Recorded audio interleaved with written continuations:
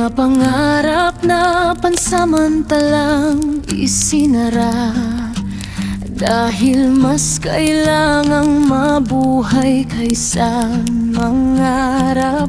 May mga pangarap na ipinagpaliban, hindi dahil nawala ang pag-asa, kundi dahil kailangang maging matatag muna.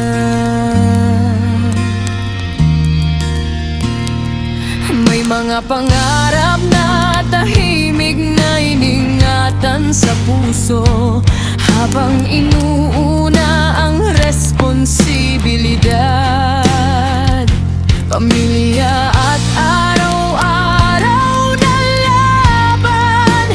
Kasama mo pa rin ako sa mga susunod na taon, sa bawat saya at luha,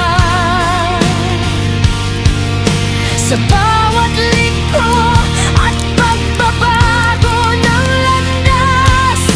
Kasama mo pa rin ako, matatag at tiyak, tulad ng palagi kong ginagawa. Sa mga sandaling ikaw ay magdududa, ako ang paalala na hindi ka nag-iisa sa pagharap sa bukas. Magbago man ang mundo, manatili man o lumisan ang ilan, nandito pa rin ako, kasabay mo sa bawat hakbang patungo sa panibagong simula. Mahigpit na yakap para sa'yo na madalas inuuna ang mundo bago ang sarili. Para sa mga pagkakataong pakiramdam mo'y hindi mo mahanap ang tamang salita,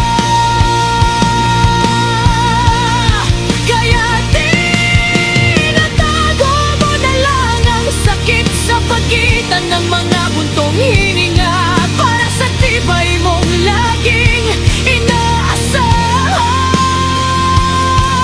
Hindi dahil gusto mo, kundi dahil natutunan mong walang ibang sasalo.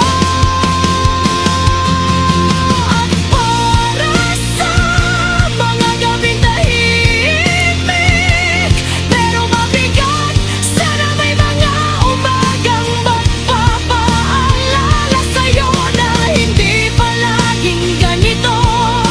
Hindi ako humihiling ng sobra, gusto ko lang mahalin at itrato ako ng tama. Gusto ko ng taong marunong manatili, hindi dahil sanay na, kundi dahil pinili.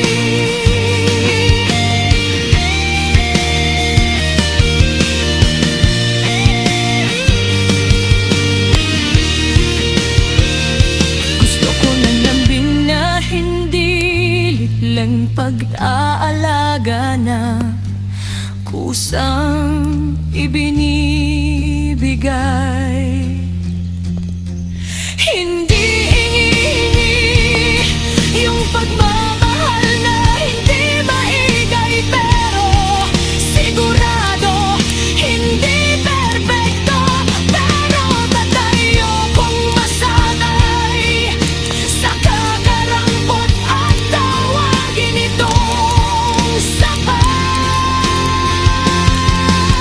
Ayokong maniwala na ilangan kong masaktan muna bago maging karapat.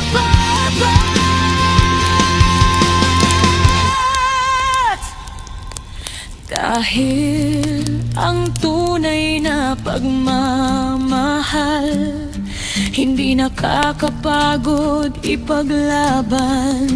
Ito'y pahinga, wala kang karapatang mamiss ako pagkatapos na